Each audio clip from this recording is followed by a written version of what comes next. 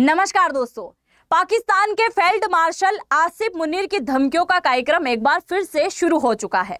आप सभी जानते हैं कुछ समय पहले इसने भारत को धमकी दी कि हम परमाणु संपन्न राष्ट्र हैं, अगर हमें लग रहा है कि हम सूखे की वजह से डूब रहे हैं तो हम अकेले नहीं डूबेंगे, हम हमारे साथ में आधी से ज्यादा दुनिया को लेकर डूबेंगे। इसे लगता था कि ऐसे बयान के बाद भारत कुछ बड़ी प्रतिक्रिया यहां पर देगा या फिर भारत यहां पर बौखला जाएगा, पर भारत ने क्या कहा, जाओ तुम्हारी इस धमकियों से हम नहीं डरते हैं और तुम्हारी ब्लैकमेलिंग को अब हम नहीं सहेंगे। तो आसिफ मुनीर ने अपनी चाल को थोड़ा सा घुमा लिया और इसने भारत को धमकी देने के बजाय उन देशों को धमकी देना शुरू कर दिया जो भारत का समर्थन करते हैं।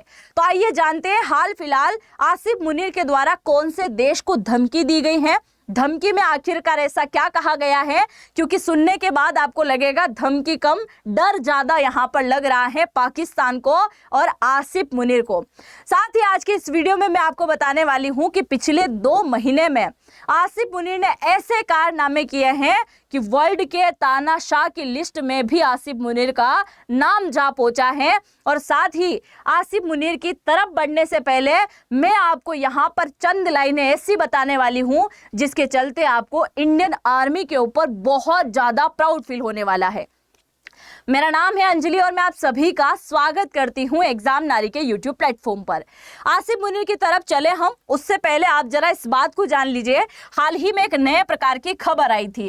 खबर कब आई है ये? तो ये 18 तारीख को एक खबर आती है जिसमें क्या कहा गया, इसमें कहा गया कि जैसे ही भारत ने ऑपरेशन सिंदूर शुरू किया था तो पाकिस्तान के मन में एक डर सबसे पहले आया कि क्यों ना हो भारत की सेना सबसे पहले हमारे कराची बंदरगाह को उड़ाने का काम करने वाली है। क्योंकि आप सभी जानते हैं 1971 में भी भारतीय सेना ने सबसे पहले क्या किया था, कराची बंदरगाह को निपटा दिया था।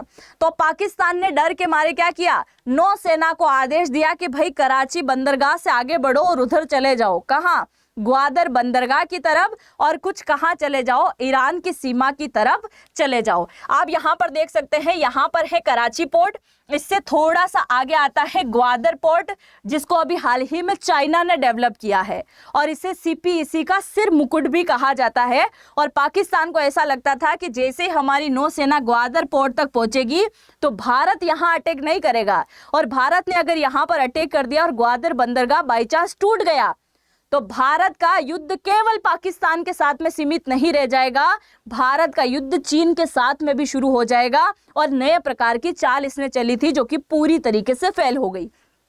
तो इसने कुछ सेना तो ग्वादर पे पहुंचाई और कुछ सेना ईरान की सीमा तक पहुंचा दी जो कि ग्वादर पोर्ट से तकरीबन 100 किलोमीटर की दूरी वाले क्षेत्र में थी।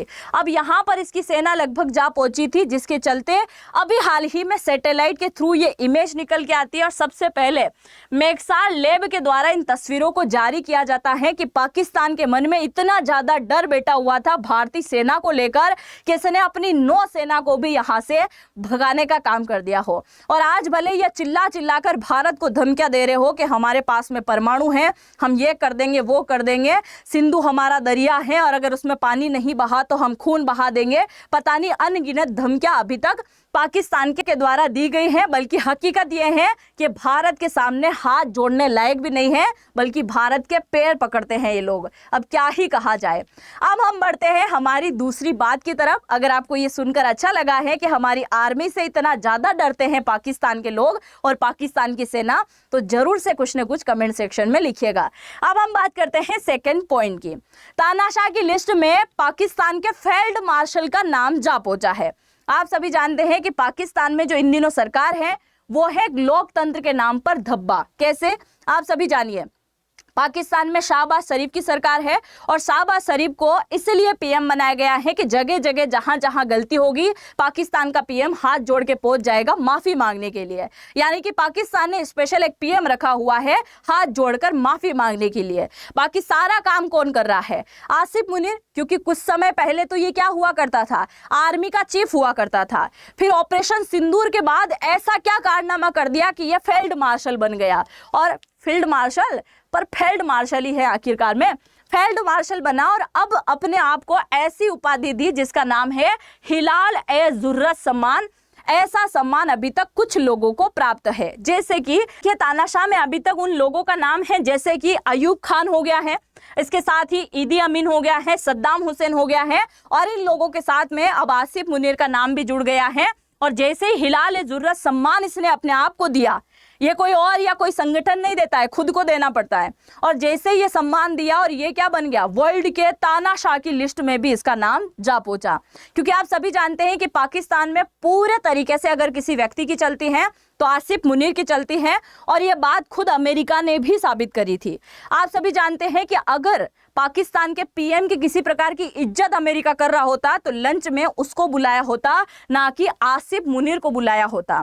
और एक और बात, इसी बात में मैं आपको बोलना चाहूंगी, अभी कई प्रकार की अफवाहें भी उड़ रही हैं या फिर ये सच्चाई भी हो सकती है, और जिस दिन इस बात के पुख्ता सबूत मेरे हाथ में लगे उस दिन इससे रिलेटेड एक वीडियो जरूर से मैं लेके आऊंगी। अभी हो क्या रहा है, कुछ समय पहले से ये बातें चल रही हैं कि ऑपरेशन सिंदूर के दौरान भारत ने क्या किया था, किराना हिल्स को उड़ा दिया था। और किराना हिल्स वो स्थान है जहां पर पाकिस्तान के परमाणु जाखिरे रखे हुए हैं, और जैसे ही भारत ने ब्रह्मोस वहां पर दागी तो उनके परमाणु जाखिरों को बहुत ज्यादा नुकसान हुआ, और कुछ ही समय में, घंटों के समय में क्या हुआ, अमेरिका के फाइटर जेट वहां पर जा पहुंचे। तो अब नए प्रकार की अफवाह हो या सच्चाई हो, ये बात सामने निकल के आ रही है कि उस किराना हिल्स के अंदर पाकिस्तान का परमाणु जाखिरा तो मौजूद था, पर उसके साथ साथ अमेरिका का परमाणु जाखिरा भी मौजूद था, और उसी के चलते अमेरिका बुरी तरीके से बौखला गया, पर कुछ बोल नहीं सकता था। और यहाँ पे जो परमाणु जाखिरे इसने रखे हुए थे, इसने खासकर चाइना के लिए और इसने खासकर रशिया के लिए यहाँ पर रखे हुए थे, और फ्यूचर में भारत के लिए भी इसने रखे हुए थे। और जैसे ही वो बुरी तरीके से उड़ा, अमेरिका खुल के बोल तो नहीं सकता कि भारत ने हमारे परमाणु जाखिरे भी उड़ा दिए, तो इसने क्या किया, मोल लेना शुरू कर दिया। तो इसके ऊपर जैसे ही पूरी हकीकत वाली खबर आती है, मैं आपके सामने पूरा आर्टिकल बहुत जल्द ही पेश कर दूंगी। आगे बढ़ते हैं, और अब आते हैं हम नए प्रकार की धमकियां जो आसिफ मुनीर के द्वारा इन दिनों दी जा रही हैं। मुझे तो हंसी आती है ये सारी धमकी सुनकर, क्योंकि वो कहते हैं ना, भारत के लोगों के मन में चल रहा होगा कि धमकी धमकी, अलुआ धमकी, ये क्या धमकी है क्या। सुनो जरा, हुआ क्या था, अफगानिस्तान के काबुल के अंदर सबसे पहले क्या हुआ, तालिबान की सरकार आई। तालिबान की सरकार आने के बाद में पाकिस्तान में आतंकी अटैक बहुत ज़्यादा बढ़ गए, और उसी बात के चलते अभी हाल ही में आसिफ मुनीर कहाँ गया हुआ था, अमेरिका गया हुआ था। और अमेरिका से लौटते वक्त ये कहाँ जाता है, यहाँ जाता है ब्रुसेल्स के अंदर। ब्रुसेल्स के अंदर एक सार्वजनिक सभा का आया गया, और उसी सभा के दौरान आसिफ मुनीर ने कहा कि जब से अफगानिस्तान के अंदर तालिबान की सरकार बनी, हमने सबसे पहले तालिबान सरकार का समर्थन किया, पर अब हमें लगता है कि तालिबान सरकार को हमारा समर्थन नहीं चाहिए, क्योंकि इसका झुकाव ज्यादातर किसकी तरफ हो रहा है, भारत की तरफ हो रहा है। और अगर हमारे दुश्मनों का तुम साथ दोगे तो हम तुम्हारा साथ कभी नहीं देने वाले, और तुम्हारे जो दुश्मन है, यानी कि तालिबान के जो दुश्मन है, उनका साथ अब पाकिस्तान देगा। तो तालिबान का जो विरोधी संगठन है, खलील जाद का संगठन, उससे पाकिस्तान ने क्या किया है, 25 से 26 अगस्त को कहां बुला लिया है, पाकिस्तान के अंदर, कि हम अब तालिबान के विरोधी संगठन के साथ में एक मीटिंग करने वाले हैं, और फिर हम तालिबान को बताते हैं। अब यहां पर सबसे मेन मुद्दा ये निकल के आता है कि अभी तक आसिफ मुनीर को ये लगने लगा है कि एक तरफ है अफगानिस्तान और एक तरफ है भारत। भारत यहाँ से जम्मू कश्मीर के यहाँ से लगातार क्या कर रहा है, यहाँ से गोलीबारी करने का काम करेगा, और यहाँ से अफगानिस्तान जो पहले से ही बोलते आया है कि जो डूरंड रेखा है ना अफगानिस्तान और पाकिस्तान के बीच में, इसे हम नहीं मानते हैं, और हमारा कई सारा क्षेत्र किसके पास में है, पाकिस्तान के पास में है, तो वो भी हमें लेना है। तो यहाँ पे जब ये रेखा ही नहीं मानते हैं तो इनके कई सारे नागरिक यहाँ पे भी आ जाते हैं शरणार्थी बन के। दूसरा, आप सभी ने नाम सुना होगा TTP का, तहरीक ए तालिबान का। आपको मैं बता दूं कि जब से तालिबान की सरकार बनी थी अफगानिस्तान में, आसिफ मुनीर ये बोल रहा है कि भाई जब से इनकी सरकार बनी है तब से लेकर अब तक पाकिस्तान के अंदर जो आतंकी अटैक हो रहे थे वो 3 गुना ज्यादा बढ़ चुके हैं। दूसरा, ये दोनों देश मिलके क्या करना चाहते हैं, हमारे पाकिस्तान की शांति को पूरी तरीके से भंग करना चाहते हैं। ये दोनों मिलकर चाहते हैं कि हमारे यहाँ पर अशांति हो जाए, जिससे गृह युद्ध छिड़ जाए और बाद में यहाँ पर तख्ता पलट जैसी स्थिति आ जाए। कुल मिलाकर पाकिस्तान का माहौल बिगाड़ने की तैयारी की जा रही है। और ये सारी खबर कहाँ पर निकल के आई थी, तो पाकिस्तान के अंदर एक अखबार है डेली जंग। देखो इनके पाकिस्तान के अखबार वालों के नाम भी बड़े खतरनाक है, डॉन, दिल्ली जंग। तो दिल्ली जंग के अंदर ये सारी खबर निकली हुई है। इसके साथ ही पाकिस्तान ने तालिबान सरकार को यहाँ पर एक चेतावनी दी है। क्या बोला है कि इसने क्या कहा कि अगर ऐसा कुछ हुआ तो हम यहाँ पर खून का बदला खून से लेने वाले हैं। और इसके साथ ही एक लाइन यहाँ पर बोली गई है, उसे आप जरा ध्यान से सुनिए। क्या कहा आसिफ मुनीर ने? हमने वर्षों से अफगानों के ऊपर दया और उपकार किया है, बदले में उसे चुकाने की बजाय ये भारत के साथ मिलकर साजिश रचने का काम कर रहा है। तो ये तो सरासर गलत है। तालिबान सरकार के ऊपर ही उंगलियां उठाना इसने शुरू कर दिया है। आप देखिए, अब इसको डर लगना तो वाजिबी है ना। एक तरफ भारत है और एक तरफ क्या है? अफगानिस्तान है। मैं तो बोलूँ ऐसे होना चाहिए, आज अफगानिस्तान है, कल ईरान भी यही बात बोलेगा, और ऊपर अगर हम इसकी बात करें तो इंडिया ने तो वैसे ही घेर रखा है और इधर तो अरब सागर आ चुका है। तो वैसे ही पाकिस्तान बुरी तरीके से यहाँ पर मात खाने वाला है। अब हम आगे बढ़ते हैं और इसके साथ ही क्या कहा गया है कि अफगानिस्तान से लगातार आतंकवादी कहाँ आते रहे हैं? पाकिस्तान के अंदर। सोचने वाली बात यह है कि जो देश ऑलरेडी एक आतंकवादी है, आतंकवादी देने के अलावा कोई काम नहीं किया है, वो किसी और देश को आतंकवादी बोलने में थोड़ा भी नहीं हिचकिचाता है। सोचने वाली बात है भाई। इसके साथ ही आप देखिए, इन दिनों पाकिस्तान के अंदर विद्रोह शुरू हो चुका है। विद्रोह कैसे शुरू हुआ है? आसिफ मुनीर की भविष्यवाणी यहाँ पर सच होती दिखाई दे रही है। हो क्या रहा है? जैसे ही चाइना पाक इकोनॉमिक कॉरिडोर बना, आप सभी जानते हैं कि चाइना ने एक सड़क मार्ग निकाला है पूरे पाकिस्तान के बीचों बीच तक, जो कि ग्वादर पोर्ट तक जाता है। और ये कहाँ से जा रहा है? तो ये गिलगिट बाल्टिस्तान से जा रहा है, हमारे पीओके वाले क्षेत्र से जाता है, जिसका भारत ने कई बार विरोध किया है। अब यहाँ का विरोध जो है गिलगिट बाल्टिस्तान के लोगों के द्वारा भी किया जा रहा है।